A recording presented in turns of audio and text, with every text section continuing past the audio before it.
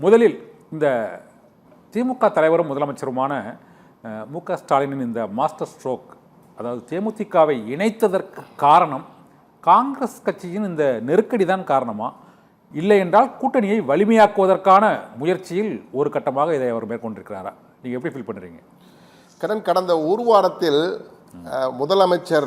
முதலமைச்சரும் திமுக தலைவருமான மு.க. ஸ்டாலின் கொடுத்த இரண்டாவது சர்ப்ரைஸ் அட்டாக் டு தமிழ்நாடு. ஒன்று, பொதுமக்களுக்கு 5000 ரூபாய் காலையில் எழுந்தவுடன் திடீரென 5000 ரூபாய் போட்டு ஒரு இன்ப அதிர்ச்சியை கொடுத்தாரு. இது அரசியல் அதிர்ச்சி.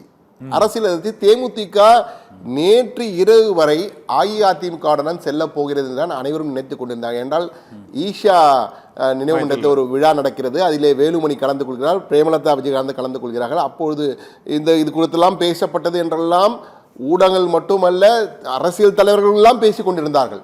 ஆனால் திடீரென இன்று காலை திமுகவுடன் திமுக கூட்டணியிலே இணைகிறது. SPA கூட்டணி, செக்குலர் ப்ரோக்ரசிவ் அலையன்ஸ், மதசார்பற்ற முற்போக்கு கூட்டணியிலே தேமுதிக முதன்முறையாக அதிமுகவுடன் இருந்து வந்த தேமுதிக முதன்முறையாக தற்பொழுது திமுகவுடன் கைகோர்க்கிறது. இது யாருமே எதிர்பார்க்காது. எனவே கடந்த ஒரு வாரத்திலே இரண்டாவது மாஸ்டர் ஸ்ட்ரோக், இன்ப அதிர்ச்சி. அது இன்ப அதிர்ச்சி என்றால் இது அரசியல் அதிர்ச்சி என்றான் கூற வேண்டும், எதிர்கட்சிகளுக்கு என்று ஆளும் தரப்பு தற்போது கூறுகிறது. இந்த மாஸ்டர் ஸ்ட்ரோக்கிலே ஸ்டாலின் மிகப்பெரிய ஒரு சாணக்கியத்தனத்தை வெளிப்படுத்தியிருக்கிறார். அதாவது பலர் சொன்னார்கள், கலைஞர் கருணாநிதியை விட மு.க. ஸ்டாலின் ஒரு டேஞ்சரஸ் மேன் என்றெல்லாம் சொன்னாங்க.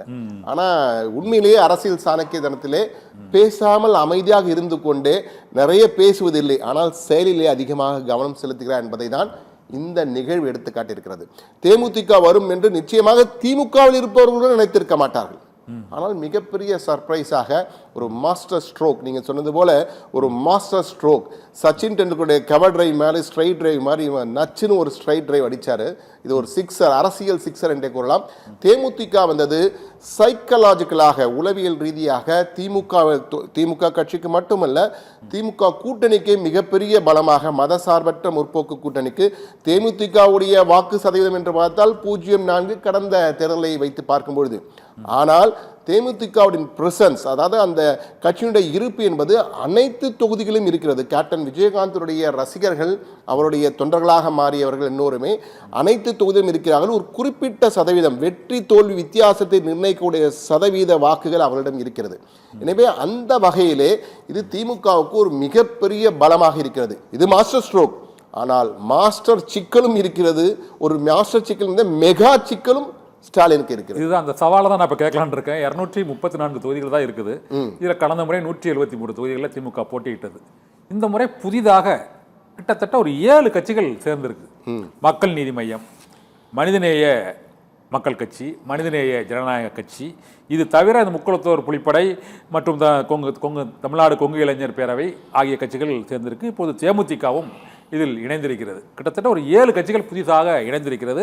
கடந்த முறையே அவர்கள் அந்த கூட்டணி கட்சிகளுக்கு மதிமுக, BCK, அவர்களுக்கு CPI, CPMக்கு 6 என்று சீட்டுகளை ஒதுக்கியிருந்தார்கள். இந்த முறை இந்த புதிதாக சேர்ந்துள்ள கட்சிகளுக்கு சீட்களை ஒதுக்குவதற்கு இது ஒரு பெரிய சவாலாக இருப்பதாக கூறினாலும் 160 இடங்களுக்கு குறைவாக திமுக போட்டியிட முடியாது. அவ்வாறு போட்டியிட்டால் ஒரு 64 இடங்கள் இருக்கிறது. இந்த 64ஐயும் இந்த 15 கட்சிகளுக்கும் அவர் எப்படி பிரித்து கொடுப்பாரு? பிரச்சனை இல்லாமல் முடியுமா? ஏற்கனவே காங்கிரஸ் முறுக்கிட்டு இருக்காங்க, எப்படி தீர்த்துவார்னு நினைக்கிறீங்களா அந்த பிரச்சனையை? அதுதான் சொன்னேன். திமுகவுக்கு மிகப்பெரிய ஒரு மெகா சிக்கல் காத்திருக்கிறது ஸ்டாலினுக்கு. அது என்ன சிக்கல் என்றால், அவர் பேசும்போது, தொண்டர்களிடம் பேசும்போது சொல்றார், தொகுதி பங்கீடு கூட்டணி பற்றி நீங்கள் கவலைப்படாதீங்க, நான் பார்த்துக்கிறேன்னாரு.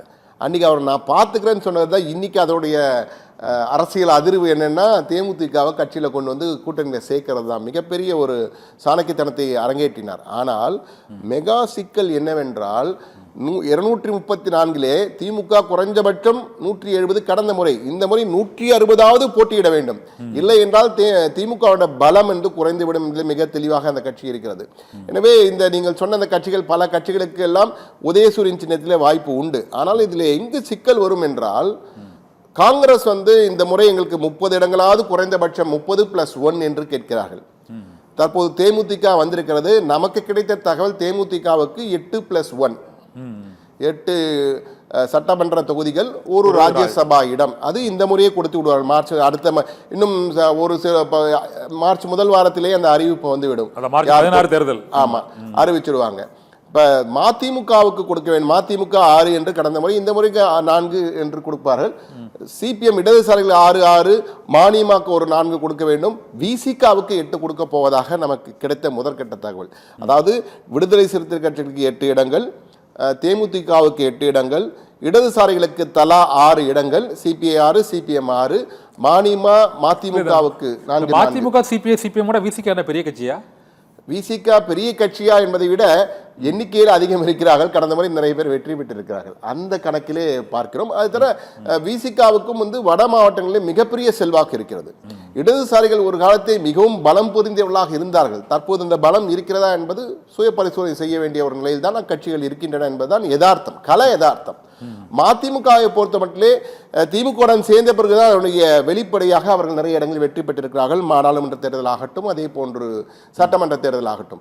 எனவே அந்த வகையில் விசிக தொடர்ந்து பயணித்து வருகிறது. தொடர்ந்து பயணிப்பவர்களுக்கு நிச்சயமாக முன்னுரிமை என ஏற்கனவே அவர்கள் கூறியிருக்கிறார்கள், முக்கியத்துவம் கொடுக்கப்படும் என்று. தற்போது எங்கு சிக்கல் வரும் என்றால் காங்கிரஸ் தான். காங்கிரஸை பொறுத்தே திமுக மிக தெளிவாக 25+1 என்றுதான் நினைத்திருக்கிறது. இப்போது இவர்கள் 30-40 இருந்தார்கள். தற்போது 30+1 என்று பேச்சு வந்து கொண்டிருக்கிறது. ஆனால் இந்த உடன்பாடு எட்டப்படுமா? திமுகவை பொறுத்த மட்டும் நாம் அங்குள்ள தலைமையக வட்டாரங்களில் பேசியும்போது அவர்கள் கூறிய தகவல் என்றால் 2 தொகுதி, அதிகபட்சம் 2 தொகுதிகள் மேல் கீழ் வரலாம். அதாவது 27-28 வரை செல்வார்கள். அதற்கு மேல் கொடுப்பதற்கான வாய்ப்பு என்பது இல்லவே இல்லை, அறவே இல்லை. என்றால் நிறைய கட்சிகள் இருக்க எங்களால் கொடுக்க முடியாது என்பதை மிக தெளிவாக கூறுவார்கள். என்றால் இப்போது உள்ளே வெளியே ஆட்டம் காங்கிரஸ் ஆடிக்கொண்டிருக்க. காங்கிரஸ் உள்ளேவா, காங்கிரஸ் வெளியேவா, இதுதான் தற்போது